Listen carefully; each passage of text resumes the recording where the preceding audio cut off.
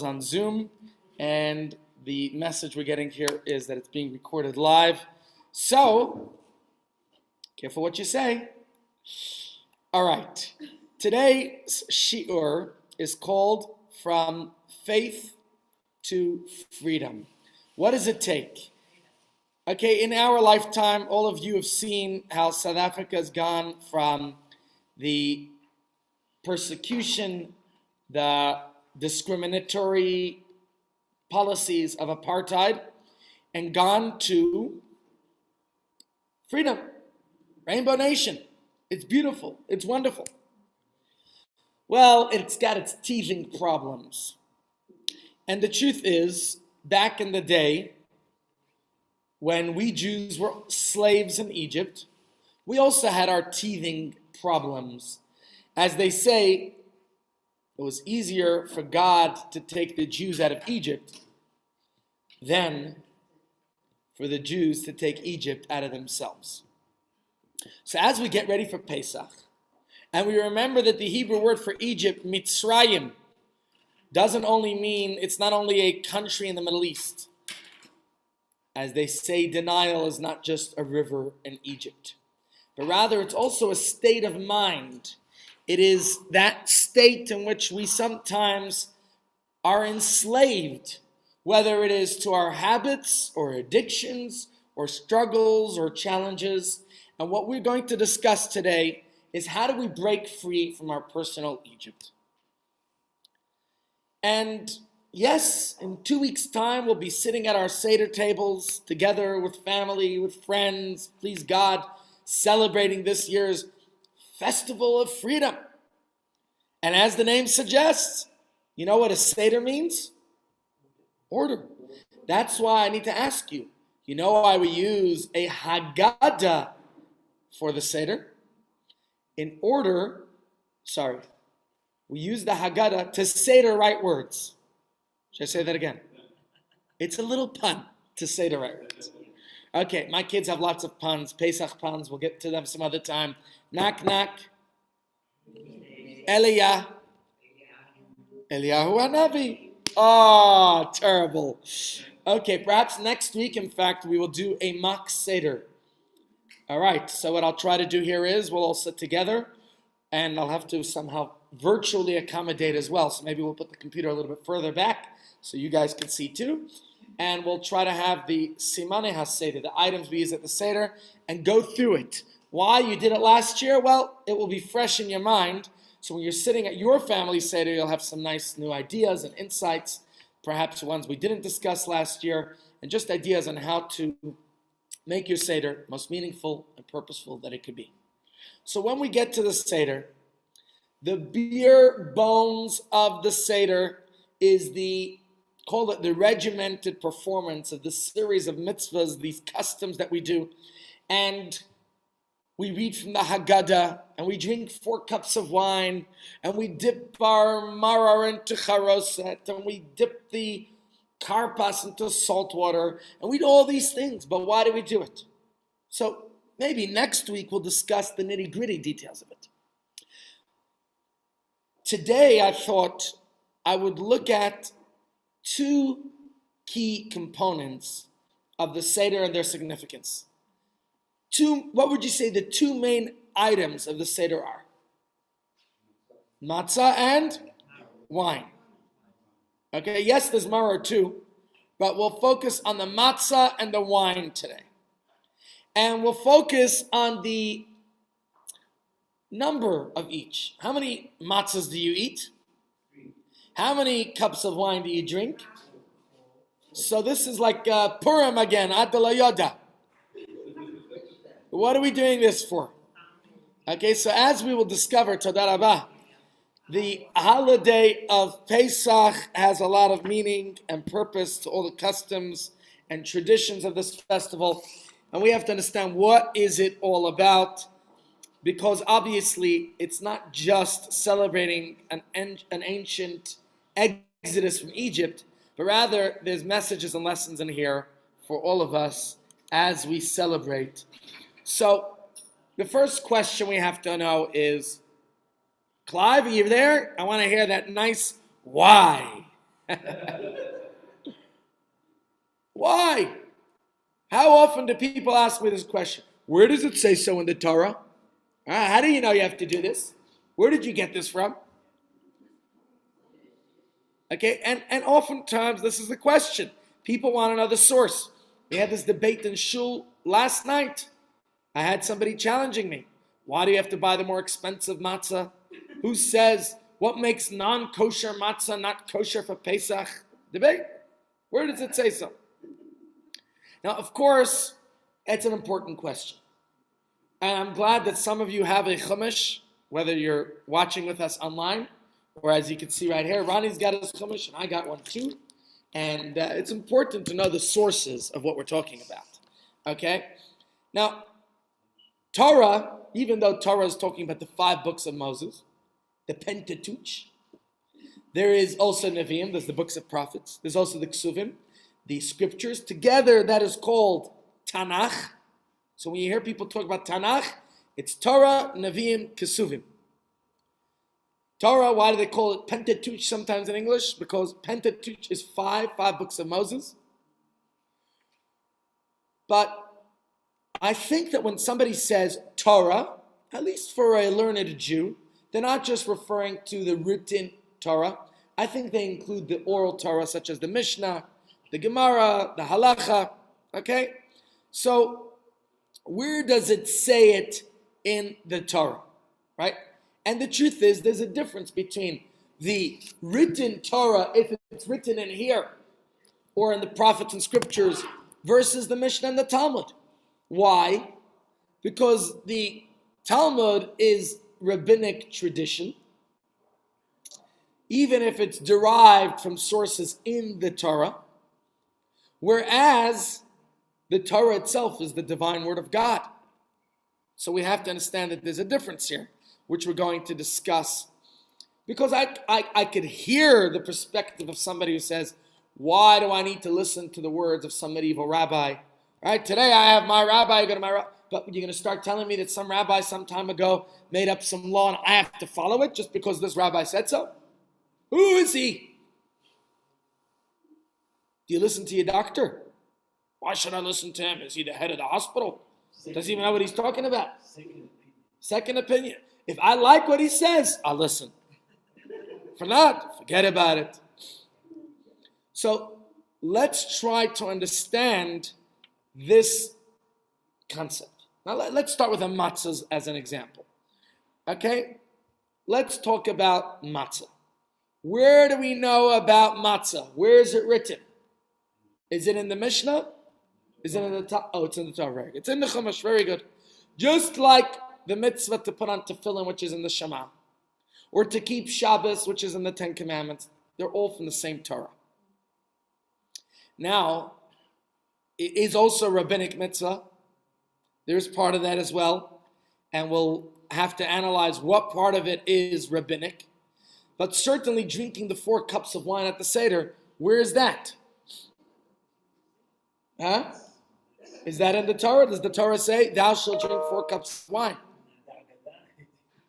So let's look at it in its very verse in the Torah.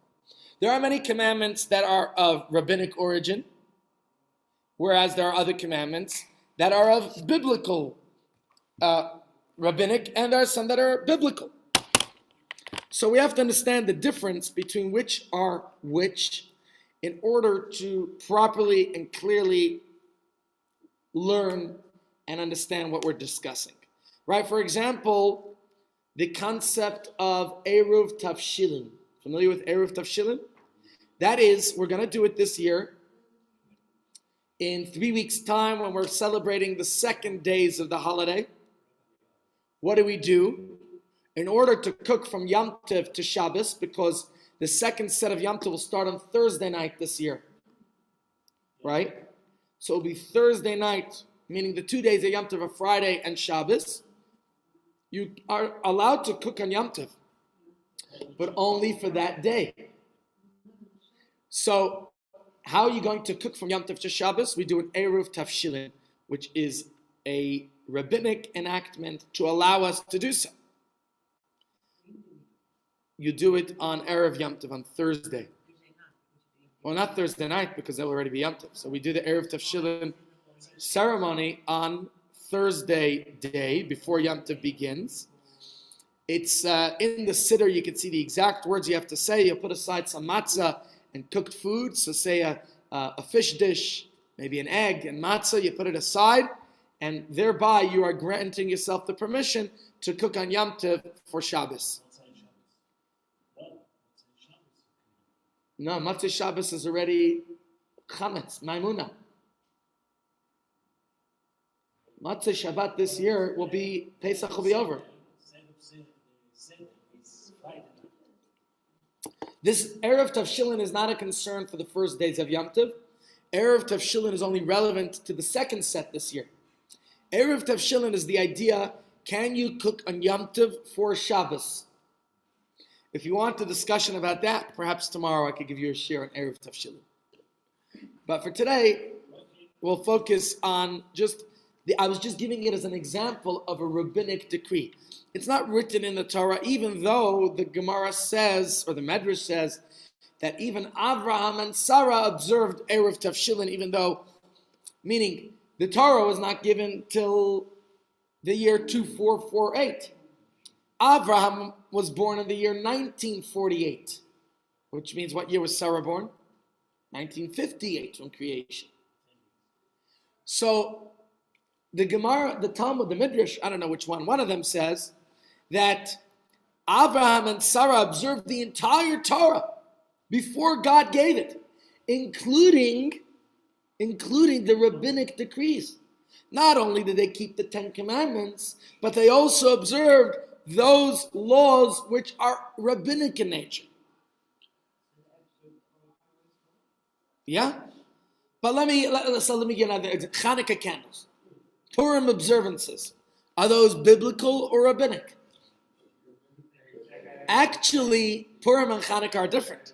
Because Purim was included, it was canonized in the Torah. It was the last one of the Megillas to be included in the entire spectrum of Torah, whereas Hanukkah isn't. So that was a little bit of a trick question I was asking you there. But let me ask you a lot about the Seder. The Seder, a lot of the things we do at the Seder have to do with rabbinic decrees. So we have to understand the difference between what's rabbinic, what's biblical, even though we cherish it all the same. Okay? And I think it's crucial to the understanding and performance of a mitzvah. Even though any rabbi worth his salt will often feel the need to offer that, of course, to say, although this mitzvah is of rabbinic instruction, whether it's in the Mishnah or in the Talmud or later rabbinic authorities, it is no less significant and important to us than any other mitzvah that's written outright explicitly in the Torah. And yet, for many of us, that little distinction is not so convincing. Are we really to think that a law that was introduced to us by rabbis, maybe they were wise and sagacious and holy and all the other wonderful adjectives you wanted to use to describe those rabbis, like Rabbi Haller here. Now we're talking about a sagacious rabbi. You see, I preach, he practices. That's the difference. Rabbi Haller, I was in a gas station yesterday in Norwood, and they said to me that Rabbi Haller comes and puts on tefillin with the people there, but you should put on with the boss. He's also a Jew. Yes, he wants to, deep down. So,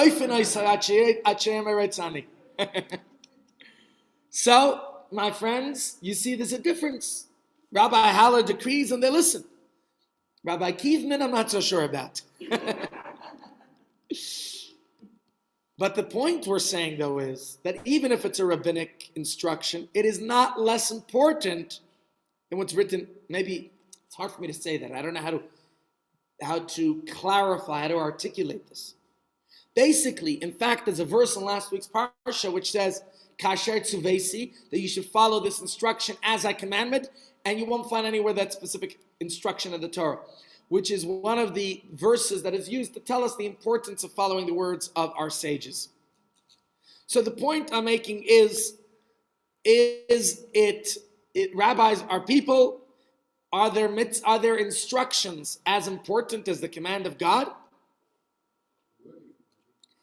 We work for God. We're the God squad, the men in black. This is an old challenge. In the times of the temple, there was a group called the Tzedukim, the Sadducees, okay? And later on, the Karaites. I told you guys I once bumped into a Karaite guy here. In my life, I never saw a Jew who called himself a Karaite. In Israel, there's a group of people. They don't believe in the oral law, only the written Torah. Okay? And even one who's not a Karaite, I oftentimes get challenged by people, modern day thinking Jews, who will tell us that, well, if it's rabbinic, then who's the rabbi to decide? I'm also a smart person, I decide otherwise. So we have to really understand our sages were certainly people of great insight. Okay, they were of, what should we say, impeccable character, learned, okay, and according to our tradition, many of them had Ruach HaKodesh, divine inspiration. So we certainly know, okay, and I'm not talking about necessarily the modern rabbis per se, but let's certainly look at a history, and historically, those who are mentioned in the Mishnah and the Talmud, we have Rishonim, Achronim, other great rabbinic figures, their word is like gospel. Hate to use these types of terminologies, but you know what I mean. Judaism as a religion is about doing what God wants, acting in accordance with a divinely ordained code, and so we have to understand that rabbinic innovations are not to be seen, or at least we have the distinction between which rabbinic innovations, chidushim, insights, enactments, decrees, are ones we follow and have become part of the Jewish tradition. And to know that those which have become part of the tradition, especially those that are derived laws from the Torah. For example, we're going to discuss the Seder wine, right? Because matzahs, as we know, is from the Torah itself, and I put the verse up here for you today. So let's explore. Let's dive in. Yeah? Let's go straight into it. And let's understand the difference between which laws are rabbinic, which are biblical, and how we revere them the same. Okay, so we'll start with matzah. Right here you have the verse today. Barishain ba'arba asayim, in the first month, on the 14th day of the month, what does the Torah say? Toichlu matzos, you shall eat unleavened bread or cakes. Now, I told you last week about the original matzahs were thick and soft, like cake. Today they're crispy and crunchy like crackers. So this is very clearly written in the Torah that you have to eat it from the 14th till the 21st. How many days? 7 days. So why do we do 8? Rabbinic enactment. That is in diaspora, indeed. We discussed it, we touched on it. I'm not going to I won't delve into the details again today. So here, does the Torah tell you how much matzah to eat? How much matzah are you supposed to eat? How do you know that? Kizayit. Like the size of an olive. What's the size of an olive? And where do you know this from? Does it say this anywhere in the Torah? And I see everybody's given different sizes here about an olive. I'll tell you one thing. You squeeze an olive, what do you get? Olive juice, oil. Squeeze a Jew, what do you get? Jews. So, how many matzahs do you put on your Seder plate? Or under it? 3. How do you know this? Now, I gotta say, it's a lot of fun assembling the matzahs. It's a tradition, it's an enjoyable practice, getting the whole family involved, and there's a specific tradition how to do it. We'll go more into that next week when we do the model Seder, but basically you want it to be concave, like a receiving vessel. Meaning, if you're gonna put it down like this, first of all, it will crack, and your matzahs are supposed to be whole. Secondly, we want to be a keli, a vessel. And because it's three, and we say the three symbolize the three classes of Jews, Kohen, Levi, Israel. What do those three letters spell? What word? It's an acronym of the word keli, which means a vessel. So we become a vessel that when we sit at our Seder, and we ask these questions, rabbinic, Torah, well, we have to be vessels to receive this information, to learn. Because I'm spitting out a lot of stuff to you here. You can easily fall asleep, especially you virtual people. Because those who are in front of me, if they're falling asleep, I have weapons. I could spill some coffee. No, God forbid. Right? But those guys, the virtual ones, what am I going to do? I see some of the people, they're playing around. They're not even paying attention. It's fine. What could I do? So, assembling the matzahs, every year my kids wait for this. It's part of the fun, the excitement, taking the matzahs out of the box and seeing exactly which ones are survivors of the long journey from Ukraine to Israel, to America, back to South Africa. Because my uncle buys it I buy it from my uncle in America, who Rabbi Baumgarten I think also buys it from. And he buys it from a supplier in Israel, who happened to buy it from the bakery in Ukraine. Yeah. And we hope that they're still whole, right? If they're in one piece. If they're not, well, guess what? We'll make a plan. The Shmura matzahs are actually, locally, I priced it. Rabbi Baumgarten is charging a better price for the matzah here than I pay wholesale in the States. It's $19 a pound in the States, 2.2 pounds to a kilo, and here they're charging $36 a kilo. Times do the rand calculation. Not cheap, but that's the cost, okay? Let's read the law as it's written in Shulchan Aruch. Says the Shulchan Aruch, Achar she'achal ha'yirakis, once the vegetable is eaten, they bring forth the three matzahs. Now, why does it say it's brought forth? You know that in ancient times, the Seder, maybe we try to replicate this at our retreat too. It was a luxurious experience. You're no longer a slave in Egypt, which is what we're discussing here today, from faith to flavor to freedom. So you're no longer a slave in Egypt, and therefore, many families have the tradition of having everything serviced. In fact, what we do, at the retreat, we have waiters filling the glasses of wine. And that's part of the beautiful tradition of experiencing liberation and freedom. But if you don't have wait staff at home, then you pour a cup of wine for your friend. Each person pours for another, so everyone could experience that luxury of freedom. And that's why it says here, that once he has eaten the vegetables, three matzahs should be brought before the reader of the Haggadah so that he could recite the Haggadah over them. That's why it's brought over. But what number does it say? How many matzahs? 3. Where does this number come from? Why is one matzah not enough? Didn't the Torah say, what did the verse say in the Torah? That on this day you should eat matzahs. How do we know? Okay, fine. Plural of matzahs, 2. So why 3? Lechem Mishnah is 2. We understand why is Lechem Mishnah 2? Because it commemorates the double portion of manna that we received in the desert. And the Torah here says matzot in the plural. Okay.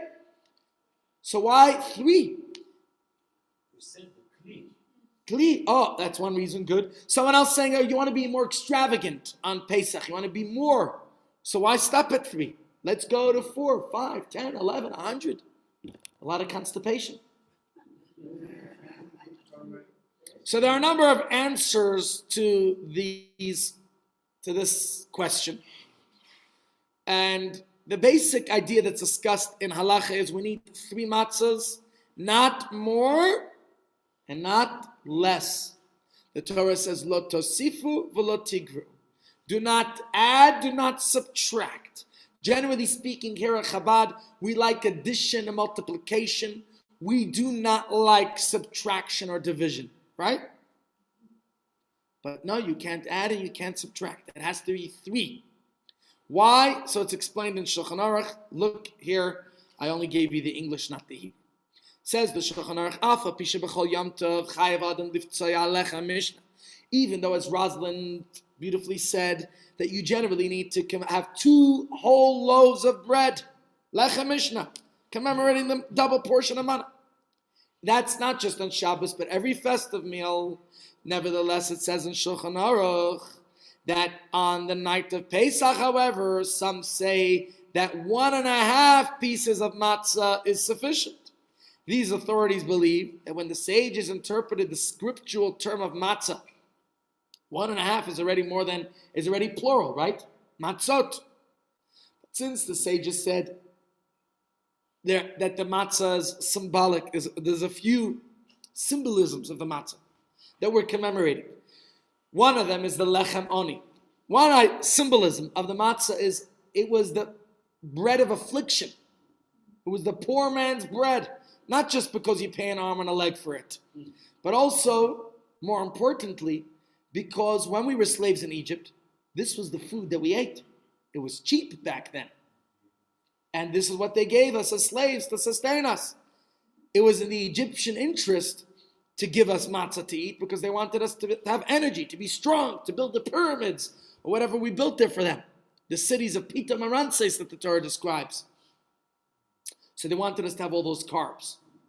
But that's only one symbolism, because we know that the matzah also represents the bread we ate leaving Egypt in a hurry. It's a bread of faith. Okay, so it has a dual symbolism. But if you're looking at the idea of the poor man's bread, that's why we break the matzah in half. I was looking at some ideas of what to do. I saw one family gets out a toy saw, and they make like they're cutting the matzah with a toy saw. So it's fun to make it exciting for the kids. Or maybe plastic scissors, just to make it a little more fun and exciting. The only comment I have to say about all these fun seders, it's nice to make the seder fun and keep the kids interested and involved. That's good. But we should not forget that it's still a seder. I sometimes see that people get so distracted with all the fun activities they're going to do at the seder that they're forgetting that it's supposed to be a seder. Okay, as much as I admire and adore all those fun activities, don't forget it's a Seder too. And Seder means that we got to say the words and discuss it. The whole idea is l'saper yitzias Mitzrayim, to tell the story of our exodus from Egypt the whole night. My father of blessed memory used to tell us, it says in the Haggadah, Kalamar l'saper, which literally means whoever increases to tell the story of our exodus of Egypt, harezim meshubach. That's praiseworthy. So this is what he would say, but never keep. He would say, Kalamar l'saper. Whoever hurried up to supper, to the Shulchan Aruch dinner, harezim meshubach, is praiseworthy.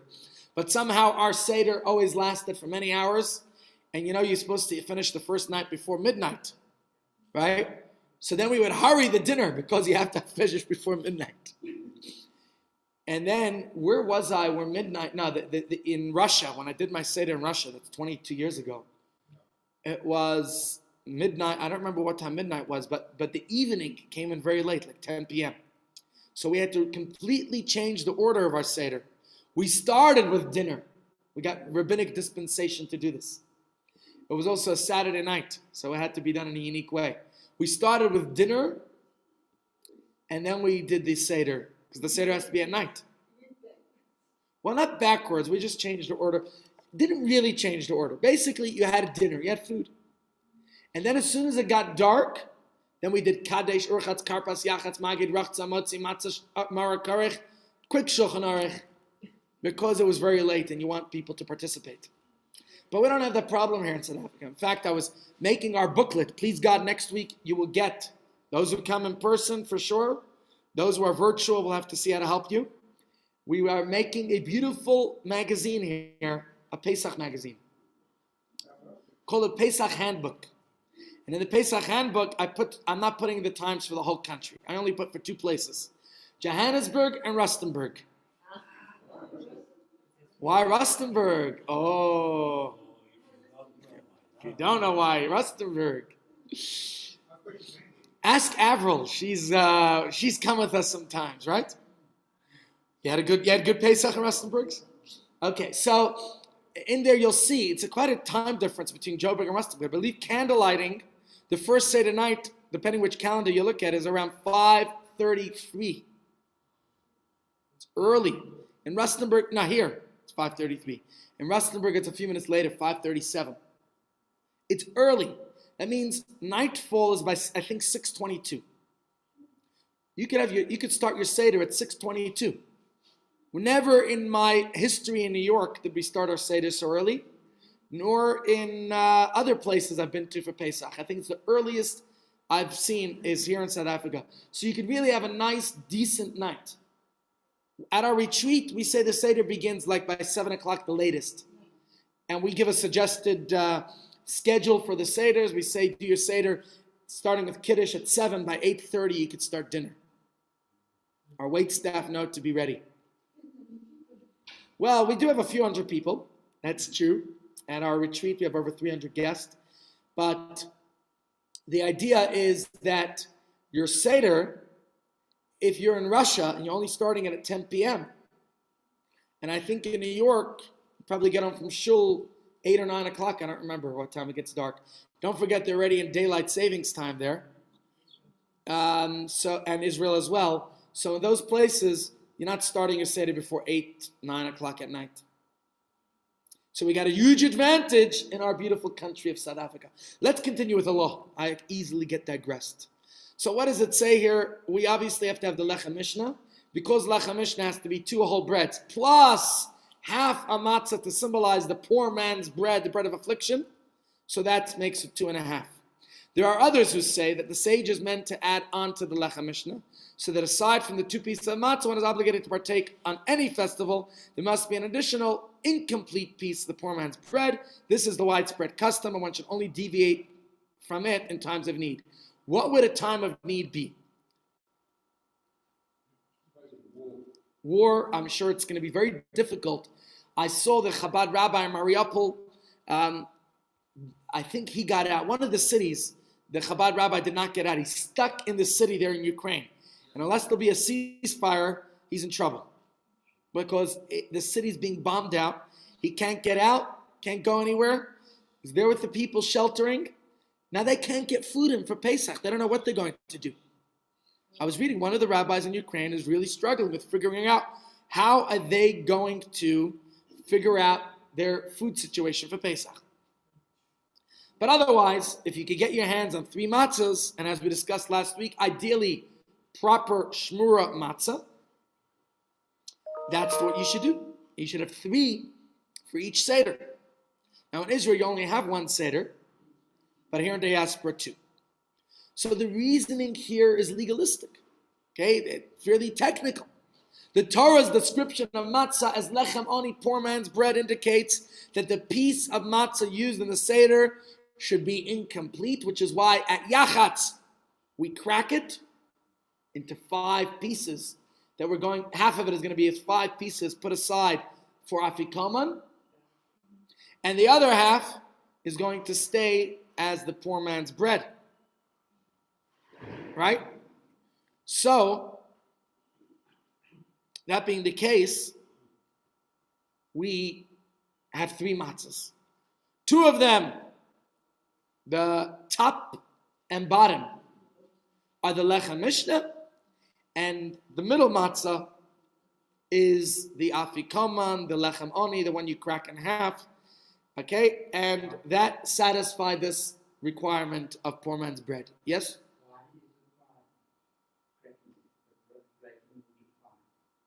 That's there's 5 gevuras. It's a mystical idea. In fact, it's written somewhere. I think in the Rebbe's Haggadah writes that one of the Rebbe's once cracked it into 6, and he put aside the 6th piece. So it's specifically 5 pieces. Specifically 5 pieces that are reserved for the afikoman. On that note, last year one of my kids hid the afikoman so well that I couldn't find it. Not only that, it was my daughter who fell asleep and I didn't know what to do. It's okay, you could eat other matzah if you can't find the afikoman. What's worse is if you lose the breads you put away to search for the chametz. That's a problem. And on the note of searching for the chametz, I want to share with you a beautiful little insight that I like. You know, these days you could buy even the 10 pieces of bread if you really don't like to sit there hiding them yourself, you know. Maybe you could even pay somebody to hide them for you. For my kids, it's part of the fun. Hiding the 10 pieces of bread that we search for the chametz. But the next morning, right, we search for the chametz Thursday night. As a note, if you're going to be at a retreat or going away for Pesach, we search our house Wednesday night before we leave. And on Thursday night, I search the hotel because both are considered my home. The hotel is considered my home for Pesach, so therefore I have to search the hotel. My home is my home, so I have to search that as well. When you burn the chametz, remember when we search with what?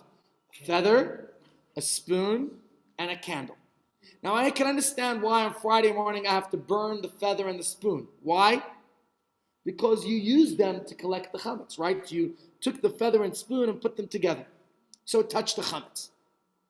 Why do I have to burn the candle with which I searched for the chametz? And I heard a beautiful vart, I forget who it's from, but I love it. And he says, a candle that is used to search for chametz, for something that is leaven, that's something that is what chametz. Chametz represents, it symbolizes the ego, it symbolizes the flaws, right? A candle that's used to look for the imperfections, that candle should be discarded, because that's also chametz. Don't look for the flaws in others.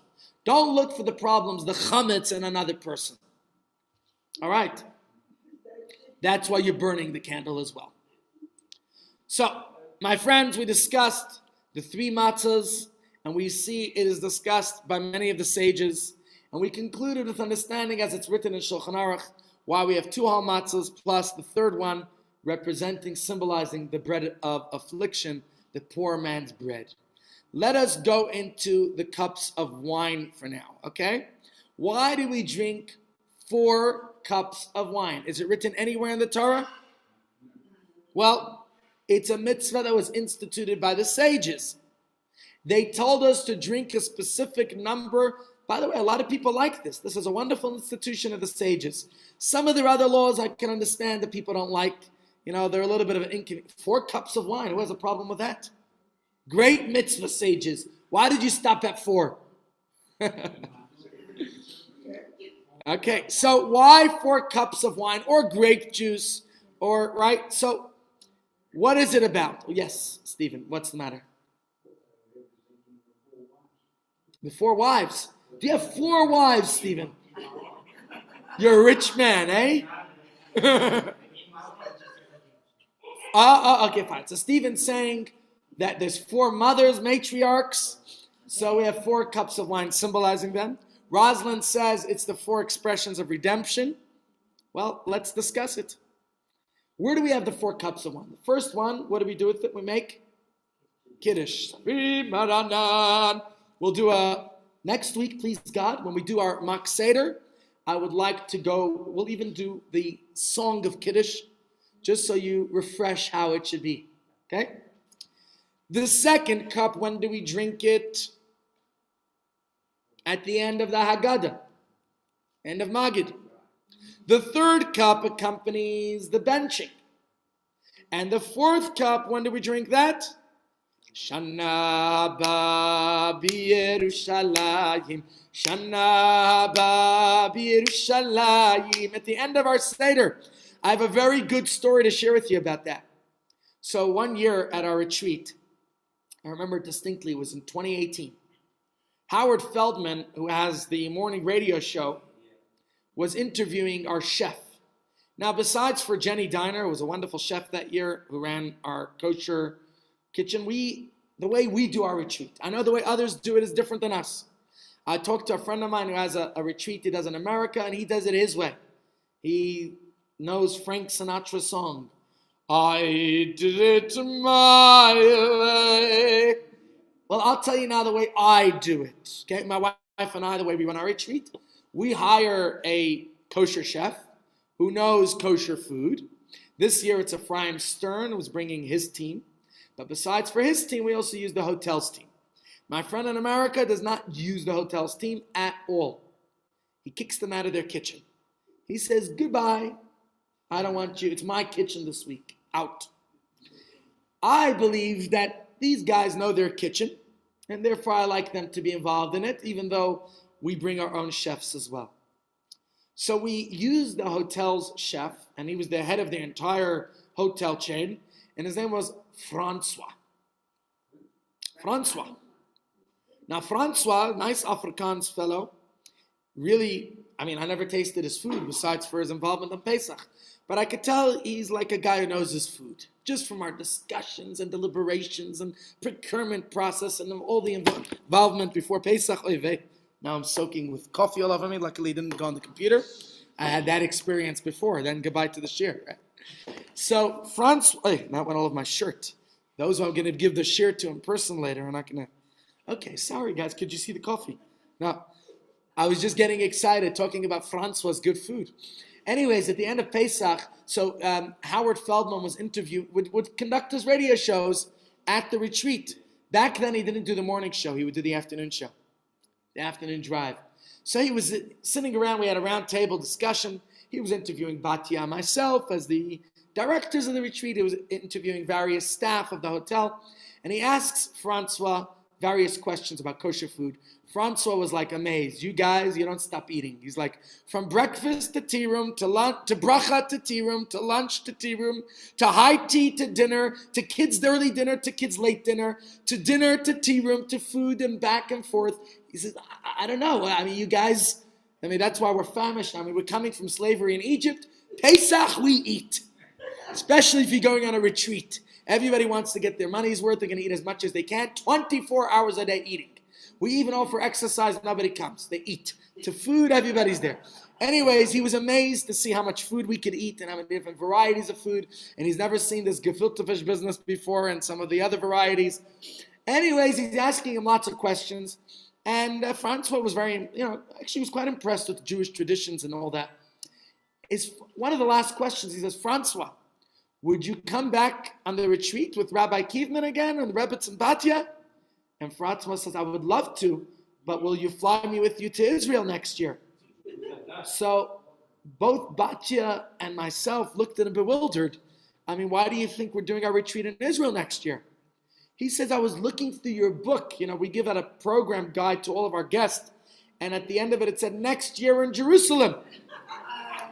And he believed it. To tell you the truth, we should believe it too. Okay, but it's one of my personal favorite anecdotes of our Pesach retreat, where Francois, to him it wasn't mechanical Judaism. To him it was, he saw it and took it at face value. For us, that should be the way as well. Please God, in fact, not next year in Jerusalem. Please God, this year Pesach, we get to celebrate in Yerushalayim Yer HaKodesh. Okay, now we want to discuss the 4 cups of wine. If you drink enough wine, you'll be in Jerusalem. Yes? Why is the people in Jerusalem and they are already in Jerusalem? What do they say? What do they say? Yerushalayim HaBenuyah. Right? Even though they were in Jerusalem, it's not Yerushalayim HaBenuyah. There's a difference between being in Jerusalem and having terror attacks, as we saw this week. Where was it? In Chadera? That's not the ideal Jerusalem. The ideal Jerusalem is not one where there are terror attacks. The ideal Jerusalem, as the name Jerusalem itself has Shalem, Yerushalem, which means Shalom, peace. The ultimate Jerusalem is one where there's peace, where we live in harmony with all the citizens, and that's the ideal of Jerusalem. So even in Jerusalem we say, L'shana haba b'Yerushalayim habenuya. Next year, in the rebuilt Jerusalem, in the Jerusalem of the future, of only peace. So let's look in the halacha. What does it say? Why is my mouse not going? There we are. What do we say in the Haggadah? Not in the Haggadah. What does the halacha say about the 4 cups of wine? It says as follows, everyone, each and every one, whether you're male or female, man or woman, chayav lishtos balayla hazeh, is obligated on this night of Pesach to drink Arba kosas shel yayin. 4 cups of wine. Again, if you're allergic to wine or it's going to make you not so divine, then you can have grape juice instead. You guys might remember, I'm sure I told this to you, certainly told it to the members of my shul, that Rabbi Avram Yeshua Heschel Twersky, Rabbi Abraham J. Twersky, passed away last year. And I have a personal friendship and close relationship with. I used to speak with him often. When he got harder of hearing in the last few years, we used to communicate by email. I just enjoyed it, asking him questions and his advice. Very interesting. I didn't know. But when he spoke at the rabbinic conference in 2018 in Israel, he told us that he suffers from depression and low self-esteem. You would imagine a great rabbi like that who's written so many books. He told us so many personal anecdotes of his low self-esteem. Listen, I don't know if maybe he was telling it to us that just to show us, I'm also human, or if it was really the case, but he really told us that he had various personal issues, even though he was a great personality. I mean, he was a physician and a rabbi and a Hasidic teacher. Anyways, Rabbi Twersky, his field of expertise was particularly dealing with addicts. And he had a whole rehab center in his hometown in Pittsburgh, Pennsylvania. I don't think he was I don't know how big his community was, but and you could see when he had personal meetings with the Rebbe about some of his matters. He also composed a beautiful song that we love to sing. Ashia esamecha uvarech es nachalasecha ureim ureim ureim ureim v'nasem ureim v'nasem adol. You know that song? He composed it. So Rabbi Twersky related that he once had a patient, who was not a rabbi, who was not a bishop, some other, like a cardinal at one of the big churches in New York. But he obviously had an addiction problem, and that's why he went for rehab, it wasn't just counseling, it was an inpatient. And after his rehabilitation process, he said he has a problem because as part of their religious ceremony, they drink wine and wafers. Sounds like matzah and wine. What does he do if he's, an alcoholic cannot have any bit of alcohol? So what should he do? So Rabbi Twersky said very simple. In Jewish tradition, we say if a person can't drink alcohol for any reason, maybe they're diabetic and the wine will cause their sugar to go through the roof. Maybe then there's alternatives. Either grape juice, or you could discuss with your rabbi, there might be other options if one can't have grape juice either. By the way, there are options that are low sugar. I remember when my father became diabetic about 10 years ago, there was a wine that they came out with for diabetics. It's called Eminent Dry. It's a very low sugar wine, perfect. The motto, it's made by a cousin of mine. His motto is, have a clear cup with the 4 cups. Because the Yiddish word cup means a cup. A cup is a head. Isn't it in Afrikaans too? Yeah, cup. This is a cup. So if you want to have a clear cup after drinking the 4 cups, then you want to have this Eminent Dry wine. So, my father would drink that. But maybe my father wasn't an alcoholic. He was just diabetic in his later years. But for this cardinal, he was an alcoholic and he couldn't drink that. So he needed an alternative, and Rabbi Twersky said, I'm sure you could drink grape juice. He said, no, that was unheard of in the church. They had to have a whole deliberation and discussion, like a Talmudic chakira, to investigate this matter. And so they called Rabbi Twersky from the Archdiocese of New York, called Rabbi Twersky and said, where do you get this business from to tell my bishop, my cardinal, that he could drink grape juice instead of wine? Rabbi Twersky said, it's in the Talmud. So really? Send us the source. Okay, he sends it to them. They check it up, and then he gets a mail or a fax or something from the Vatican that they investigated the matter based on Rabbi Twersky's Talmudic sources and decided that it's okay for their cardinal who cannot drink wine to have grape juice instead. How do you like that? Is that something? Well, the halacha says here that everyone should drink 4 cups of wine. This number should not be reduced. Ein pochsin lo mehem. Even a poor person who's sustained by charity should not have fewer than 4 cups. The size of each cup should be 1/4 of a lug. It's a halachic measurement. It's debated how much that is exactly. I think they say it's like 86 mil or something. It's not that much. 87 mil, sorry. 87 mil. Okay, what is that, like 3 ounces or something? It's less than a yogurt cup. It's less than a yogurt cup. But I want to be clear about this with you, to tell you the halacha. Some people, I see this at the retreat, and I'm not going to go around there reprimanding people. I see, at the retreat we give out these big wine glasses. It's probably one of our big expenses, the wine and the matzah. They fill up these big glasses and then they sip it. That's not the way you're supposed to drink. You have to drink rov kos, which means most of the cup. Better to take a small cup that's like 87 mil and drink most of it than to sip from a big glass of wine. So what's our solution? We imported from the States these pretty silver cups. The truth is they're not 87 mil. Our pretty silver cups are about 5 or 7 ounces. It's not as big as the wine goblet, but these pretty silver cups are still cheaper. Now, I don't go for these fake silver ones because those are terrible. I mean, mine are also fake silver, but mine are plastic. For some reason, the plastic ones look prettier than these fake silver-plated ones. Those, I don't know, they get really ugly looking. They start to tarnish and look terrible. All right, so that is the halacha. So again, you can ask a question, why 4? Why not 3? Why not 5? And the halacha said very clearly, don't forget, not more, not less than 4. Not 40, not 14, not any other number you want to come up with. Now, on a regular Shabbos and Yom Tov, how many cups of wine do you have to drink? What? You make kiddush? I'm talking about at a meal. Here you're having 4 at one sitting.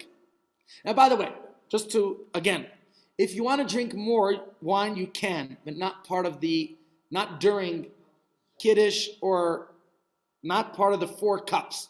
Meaning you don't add to those 4 cups. During dinner, you like wine, you could drink more wine during the dinner. Some say you should distinguish between the wine you're having for the 4 cups and the wine you're having as part of dinner, so it's not looking as if you're going to add more than 4 cups. Right? There's rhyme and reason to everything we do in Judaism. So again, there's a number of explanations that are offered in halachic and midrashic literature. And perhaps the best known of these is that the 4 cups were instituted to correspond, as you said, Roslyn, to the 4 expressions of redemption that God used in the Torah to describe the impending exodus from Egypt. So let's read it here. What does it say? I mean, what are the 4 expressions? Huh? Do you remember them?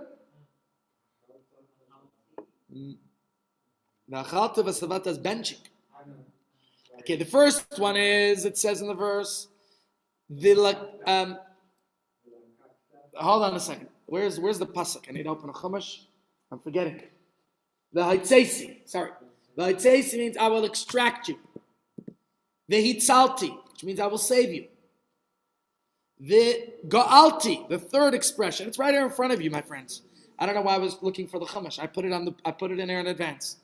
The Ga'alti, I will redeem you. Very good. The Lakachti, I will take you for me as a nation. How many expressions of redemption? 4 expressions of redemption. 4 cups of wine. Okay? Wonderful. Good symbolism. And Stephen said before about the 4 mothers. Okay, why not? But something's a little bit amiss. Doesn't associating the 4 expressions of redemption with the wine seem somewhat arbitrary? Yes, of course, the Gemara tells us that some element of the Seder represents the 4 expressions, so certainly we should do something. But why does it have to be 4 cups of wine? Why not 4 matzahs? In fact, matzah, the Torah says, which means it's a biblical obligation. We discussed before why 3. So why couldn't they just make it 4 matzahs? And like this, we have 1 cup of wine like you always make Kiddush, and have 4 matzahs. Why not add another piece of matzah? Why wine? You know what the grape did after I squeezed it? It gave a little wine. What's that? Now matzah we know is already an expression of redemption. So my question is, why 4 cups of wine, which is rabbinic? Why not 4 matzahs, which is biblical? So in order to understand this, we're going to go and explore something fascinating in the Hebrew letters. But first I want to recall something we say in the Haggadah. Okay? What did we say in the Haggadah? Matzah zashanu eichlim. This matzah, why do we eat it? Al shem shalahi speak b'tzeikum shalavesin lahachmitz. We said before the reason for the matzah is why? To remind us of the bread we ate as slaves. Now we go with a more famous explanation of matzah. By the way, it's in the Siddur, because the Haggadah in the Siddur, so you can find it there as well. Is because our ancestors, they left Egypt in such a hurry, there was no time for the bread to rise. They were finally emancipated from slavery. I was reading my daughter last night a little Pesach book story, and they know the story very well. What did Pharaoh say every time Moshe asked him to let my people go? Pharaoh said, "No, no, no, I will not let them go." And the kids know, right? The kids have that down pat.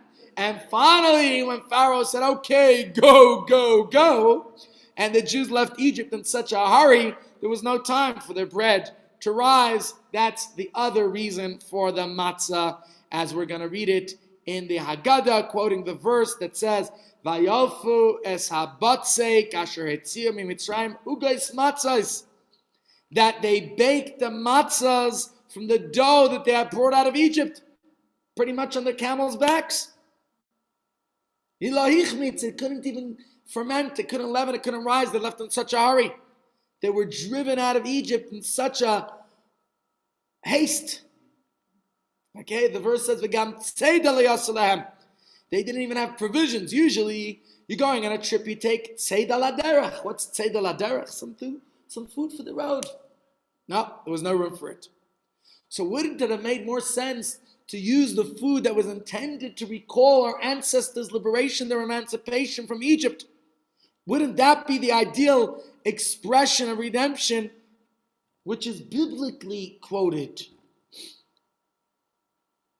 But like most questions on the Haggadah, this has already been asked centuries ago, and it's discussed by our great sages. And it is something I saw, a beautiful explanation that I want to share with you. If our tradition specifically calls that 3 matzahs and 4 cups of wine, then there must be a specific reason for it. Right? True or true? Good. So let's try to understand it. It's not just by chance. These aren't arbitrary numbers that were made up by somebody. If the Seder is calling for 3 matzahs, 4 cups of wine, we have to understand, what is the concept of matzah? What does it represent? What's the theme of matzah? It's specifically expressed through the number 3. And likewise, the purpose of the mitzvah to drink 4 cups, again, finds its fullest expression with the number 4. So, what is it got to do? How do we understand it? And do we have enough time? Because I have a program that I have to leave for soon. But let's see if we could rush through some of these ideas. Let's understand numbers themselves. What does 3 represent? What does 4 represent? Now, normally when we think of numbers as just empty constructs, right? Just a system that we use to measure and count things. In Torah, and especially in Jewish mysticism, numbers have meanings in and of themselves, and they express particular themes. Now, there are several factors that can be useful in determining the significance of any given number, right? We have certain popular numbers that we like to say, chai, life, 18. 18 is a Jewish number. We like counting a lot of things in chai. Or threes, right? 3 is chazaka. What did Harry Nilsson sing? 1 is the loneliest number you'll ever do. 2 can be as bad as 1. It's the loneliest number since the number 1. Okay, misery likes company. Let's go together. But that's if you're just looking at numbers in isolation. When numbers are just a means of counting, then 1 is simply 1 and 2 is 2. But in Judaism, every number is also a word. Okay, and although today we primarily use the conventional digits to denote numbers, you won't find those numbers in Torah. How does the Torah count? What number is 1 in the Torah? Aleph. And Beis is 2, right? So, Gimel is 3, etc., etc. Now, another tool unique to the Jewish take on numbers is also not only the value, the numerical value, but also the shape of the character that is used to represent a given number or a letter that expresses its meaning. Now, for those who attended our Hebrew reading crash course that I gave a while back, there we discussed the significance of many of the numbers, which I'm not going to do today. But let me share with you what the Gemara says. Amri le Rabbanan le Rabbi Yeshua.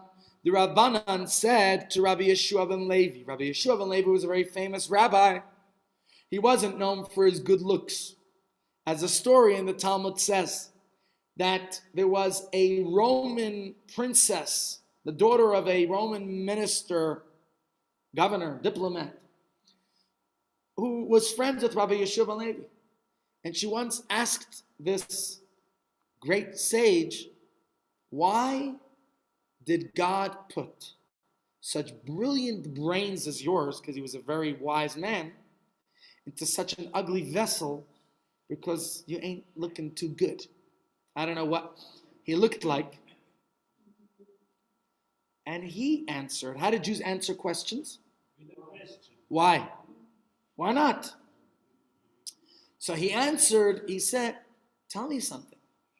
Where does your father store his most precious, expensive wines? And she answered, well, in these barrels, right? The casks. What are they made of? Wood. Wood's cheap. Look at them. They don't even look pretty. Why doesn't he store them in fancy crystal or gold or silver? Wouldn't that be nicer? She says, you're right, Rabbi. And she right away orders that all the wines be moved from their wooden barrels, from the fancy casks, to be moved into gold and silver ones. Of course, it didn't take long for the wine to go off. And to go frot, yeah? And for the father, this minister, to ask how that happened, and for the staff to say your daughter ordered it, and she blamed the rabbi, and the rabbi was called in, and of course he told the Roman governor the story and was excused.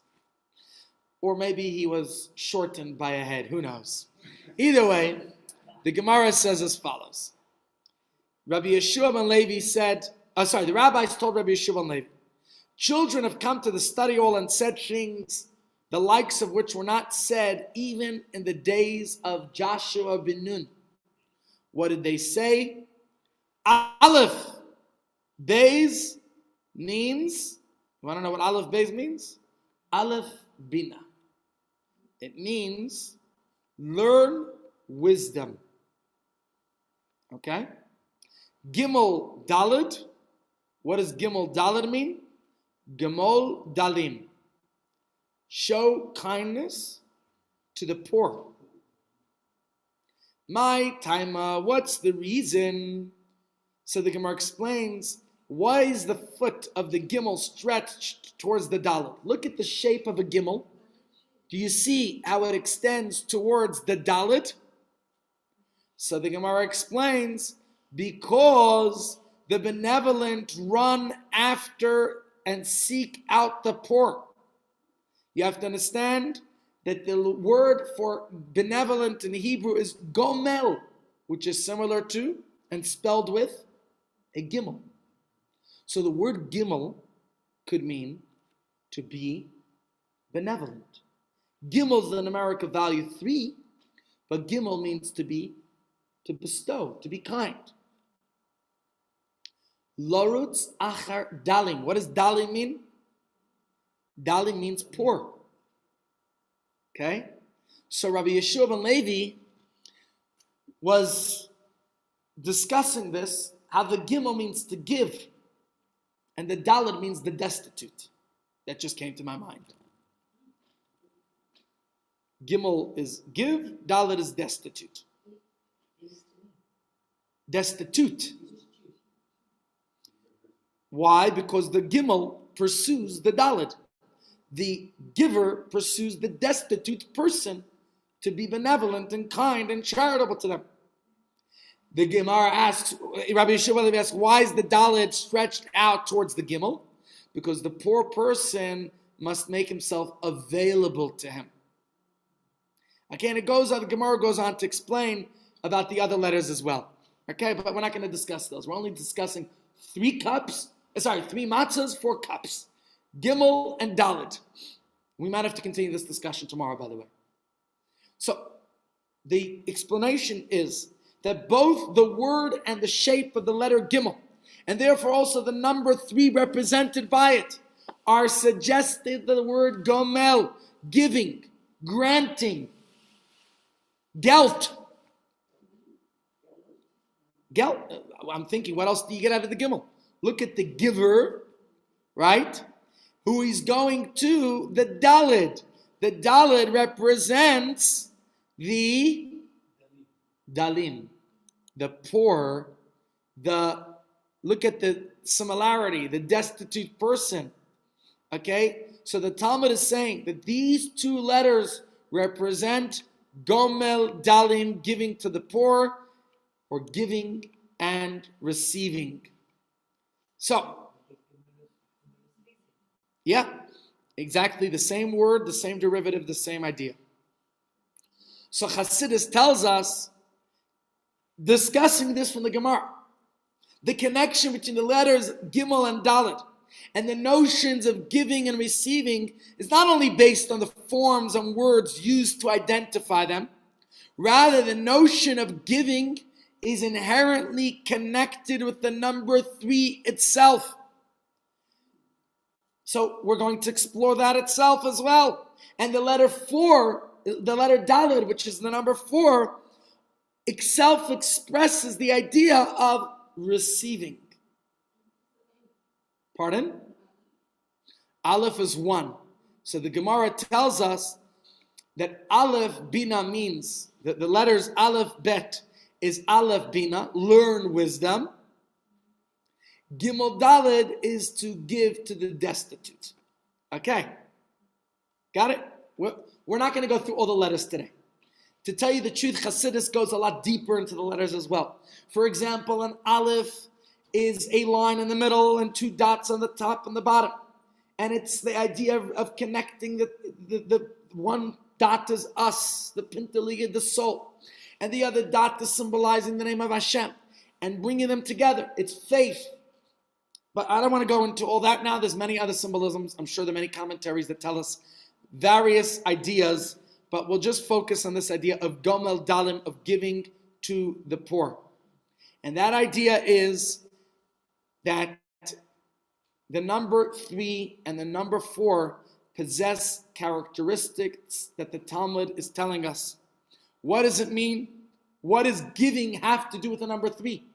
Okay, granted, the Gemara explained that the letter 3 looks like a giver, and the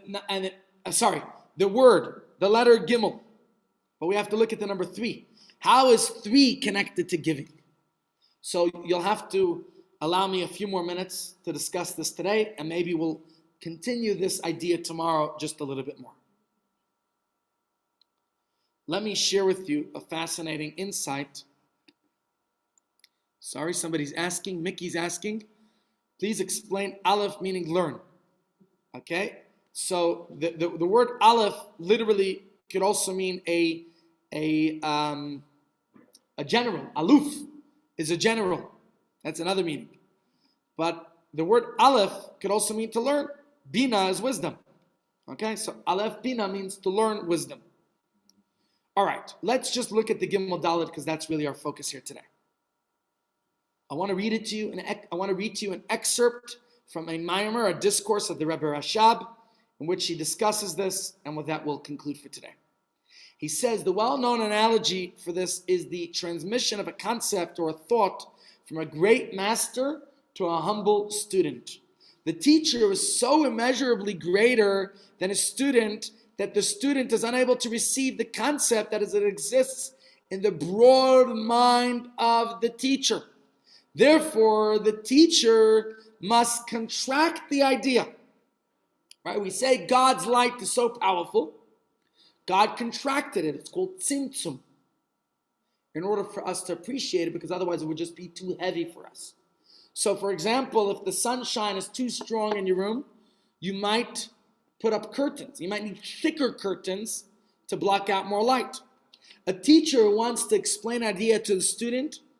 Sometimes, if it's a very complex concept, I hope this is not too complex for you, the teacher will contract that idea, will take that brilliant wisdom and diminish it. Okay? To make it more understandable. So that abstract concept is now being transmitted to the student in a dosage that's more perceivable by the student. Now, the Mimer continues. Since this point is still in general terms, it's still possibly beyond the comprehension of the student. Rather, the details of the abstract point must be explicated so they can become within the student's grasp. However, all of this takes place within the giver, within the teacher, who plans in his mind the details of this concept, like one who imagines in his mind how to bring an idea into speech or into writing. Right? You have ideas in your mind, you have to take them now and articulate them. Right? You might have a lot of ideas in your mind, but now you need to simplify them.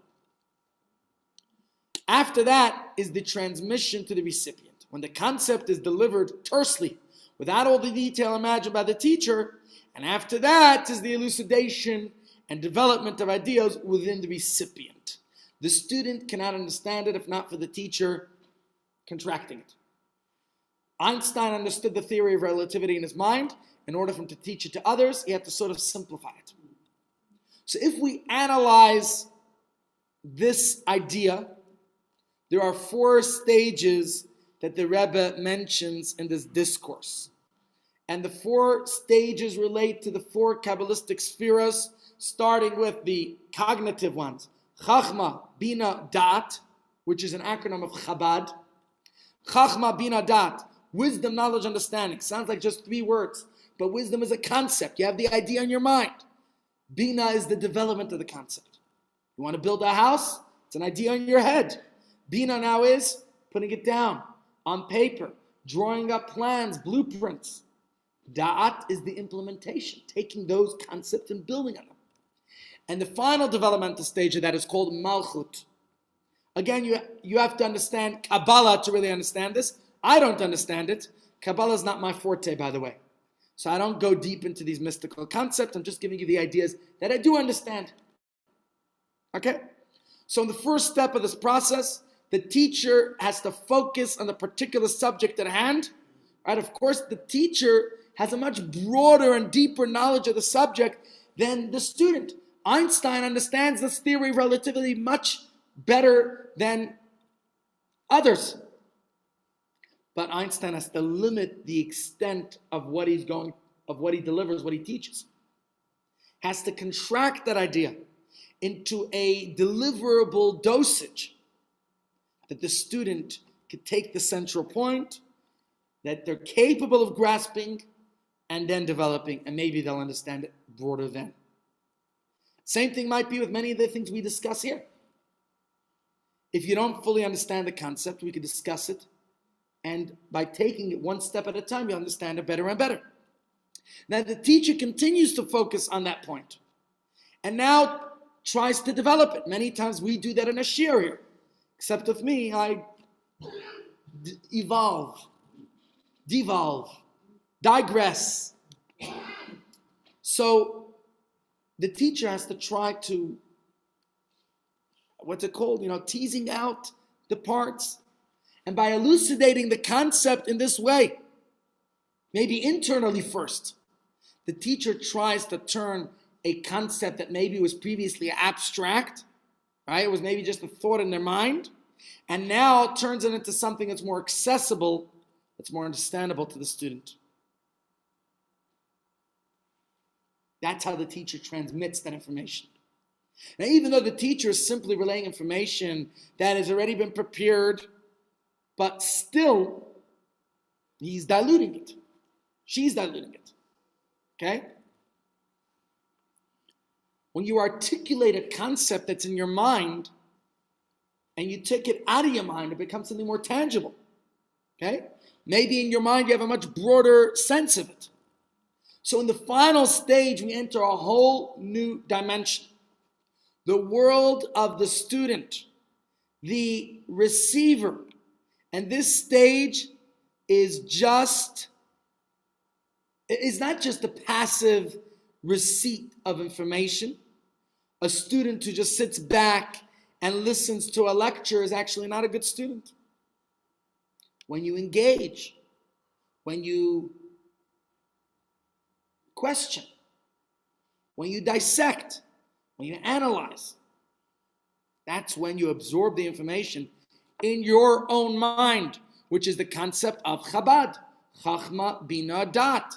This whole conceptualization is not limited to intellectual transmission or even to people. Any giving that requires an act of transmission will involve all four of these steps. If, for example, someone wants to express their feelings towards a loved one, there's 5 languages of love. Okay, let's say a parent wants to express the love to their child. That's an act of transmission. That's an act of giving. And so it's going to involve all 4 of these steps. First, summoning up, focusing on the person, okay, that feeling. Then thinking how to articulate that love, whether through, how do you articulate love? There's many ways, right? You can articulate with presence, or you can articulate it with presence. You understand the difference? I think sometimes presence is a much greater gift than presence, right?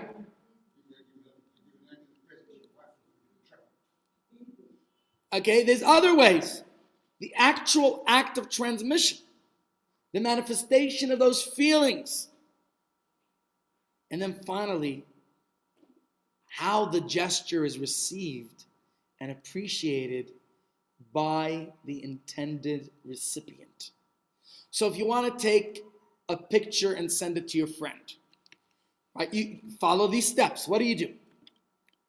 Your smartphone will capture a particular image, yes?